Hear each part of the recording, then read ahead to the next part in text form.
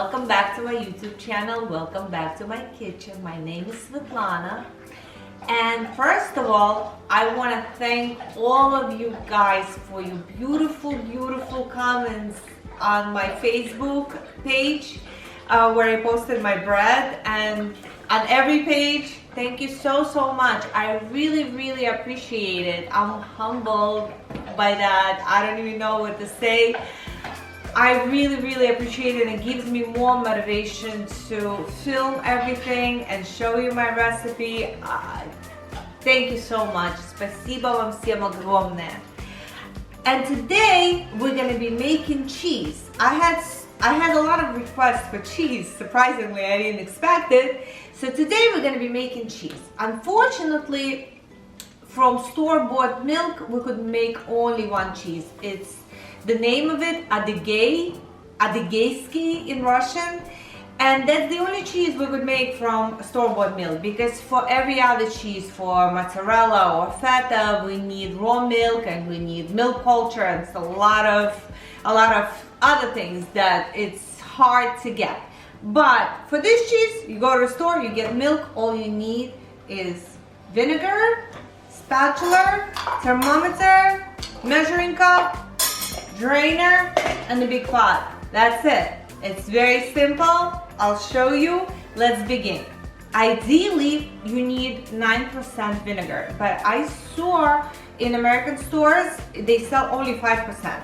So for my Russian friends, you could go to a Russian store and get 9%, but I did the calculation. The 5% works well too. You just need a little more. So I have around 4 gallons of milk, a little bit less than that, but it's around 4 gallons. So for each gallon, we're gonna need 17 grams or milliliters of 5% and around 9 grams of 9%. So I'll put my 9% on the side because it's hard to find, and maybe people who doesn't know about Russian stores watching me. So we're gonna do it with regular vinegar, 5% acidity. So how I'm gonna do it? We need to get our milk to almost boiling point. Now I put my milk on the stove and I need to get it to a boiling point. In Celsius, it gotta be between 85 to 91 degrees. And when I'm gonna measure it, I'm gonna transfer it to Fahrenheit and I'm gonna tell you. But also I'm gonna show you how your milk's supposed to look. If you don't have thermometer, you also kind of could see the way it start looking, and you're gonna realize that it's ready. So while our milk getting hot, we need to measure our vinegar. I have around 4 gallons of milk. So I need 17 grams of 5% acidity vinegar per 1 gallon of milk. 17 times 4, 68, so around 68, 70 grams.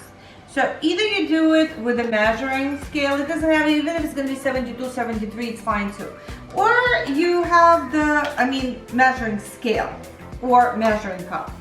Okay, so I put my cup on a scale, press the 0,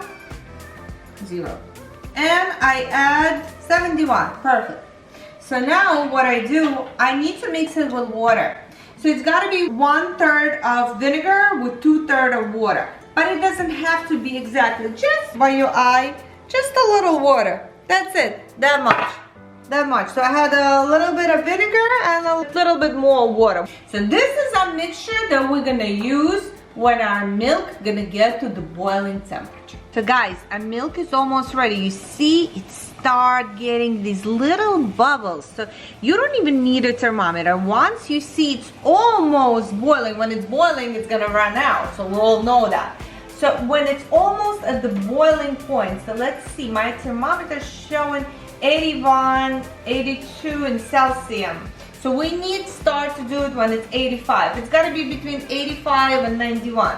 So you see we have that white, like a bubbly foam forming on the top. I think we're ready. 84 is ready. Let me see how much. It's 185 Fahrenheit. So it's about 85 Celsius, 185 Fahrenheit.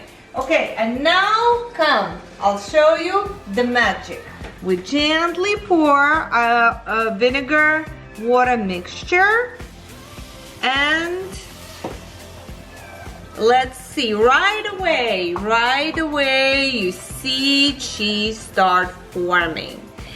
Okay, usually guys, this cheese, you don't put salt inside, but to me, to my taste, it's a little bit bland, because usually you put salt on the top of the cheese, but to me it's a little bit bland. So at this point, for myself, I'm gonna add a little bit of salt and I'm gonna taste it. But look, come here, look, see the water start getting yellow, and this is what it shows, that the milk separating from the water. So we need to get our water, it's still kind of milky, even though it's turning yellow. It's gotta turn completely like not clear. We're not gonna see that milky consistency. It's gonna be more like a yellow green.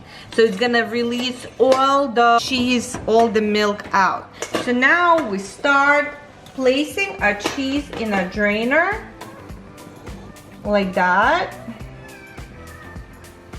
And at this point, you could add anything in your water. You could add any herbs, anything you want. And I see a lot of people adding dry fruits to your cheese. So at this point, when you transfer it to a drainer, you could add raisins, you could get dried apricots, anything you want. It's your cheese. You could do whatever you want with it. So now you see our water becoming like greenish, yellowish. And let's take everything out of there, because this is all our tasty cheese. And the only hard part about this cheese is cleaning your pot, because it's all gonna be with that white stuff. But we could deal with that, because this cheese, worth it. It's really, really yummy. And you could make a lot of stuff from that cheese. So in the next video, I'm gonna show you how to make my homemade cheesy bread from this cheese. Okay guys, look at this water. Look at this water. It's greenish, yellowish. That means there is no more cheese inside. We got it all out. Okay, now, when you put it in a drainer, you're supposed to put salt on the top. But because I already put salt inside, I'm not gonna put it on the top. It's supposedly how originally they make it. They take it out from the pot and they put salt on one side. Then when they turn it, they put salt on the other side. But to me, it's a little bland, so I like to put salt inside. So for now, we put it on our drainer and we let it drain for about 5 minutes. I like to put like a plate on the top and just press it with your hand. You don't need to put no press. This cheese does not need any press. So you just leave it here like that and let it drain, and in about 10 minutes we're gonna flip it. Again, you could eat it just like that. It's gonna be like a soft cheese. The longer it stays, the harder it's gonna get. So in a half an hour, it's gonna be cheese. You're gonna be able to slice it and eat it. But if you put it in the refrigerator, tomorrow morning, it's already gonna be hard. You could slice it, put it in the sandwiches, you could fry it. This cheese is great when you fry it. So wait 10 minutes and I'll show you what we're gonna do. Okay guys, so it's been about 10 minutes and we're gonna flip our cheese on the other side. Okay, here's a plate inside.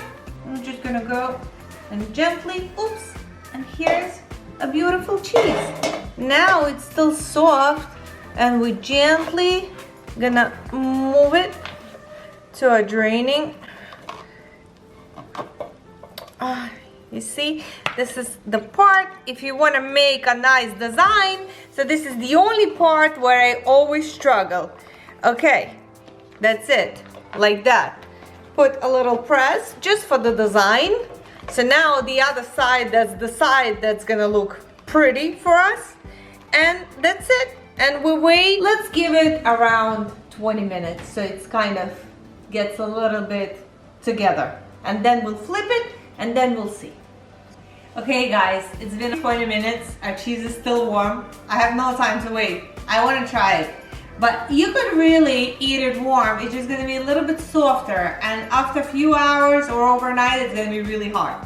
So, let's do it. We take off our plate and we put it on the cutting board like that.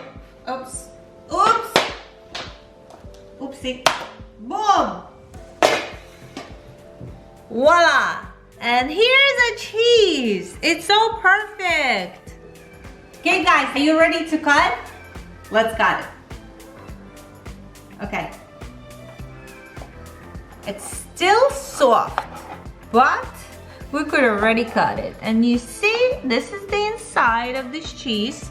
And I'm gonna cut a slice right now. You see, it's only 20 minutes and it already holds its shape.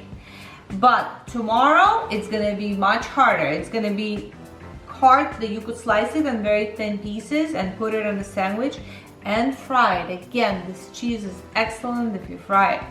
And now is the best moment where I could eat it.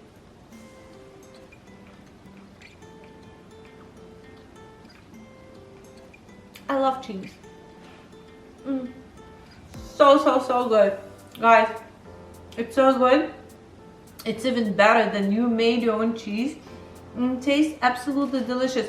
To my taste, I need to add salt. Without salt, I don't like it. It doesn't taste good. But again, you could make it sweet. You could make it with raisins. You could make it with cranberries. You could make it with anything you want. It's your cheese. You're making it. You could add anything you want inside. Any herbs. You could add cilantro. You could add basil. You could add... God knows what you could add. Anyway, it's delicious. It is so good. And I'm gonna make cheese bread with this. I'm gonna show it to you. And also, I'll put it down. And also, I wanna make you another cheese like that, that's made without vinegar. It's made with sour cream and eggs. So stay tuned for my next videos. Please subscribe. Please leave me comments. I'm dying to hear from you guys. It's down below. If you scroll all the way down, it's going to be comment section, so you could write whatever you want. And thumbs up or thumbs down, I hope not. So please subscribe, please watch, please tell me your comments, and I love showing you my recipes. And I'll see you next time. Bye-bye. And now Kobe is right here begging for cheese. Okay, Kobe, okay, he's always the star of my YouTube channel because he loves to eat and he's always begging for food, so he's always here.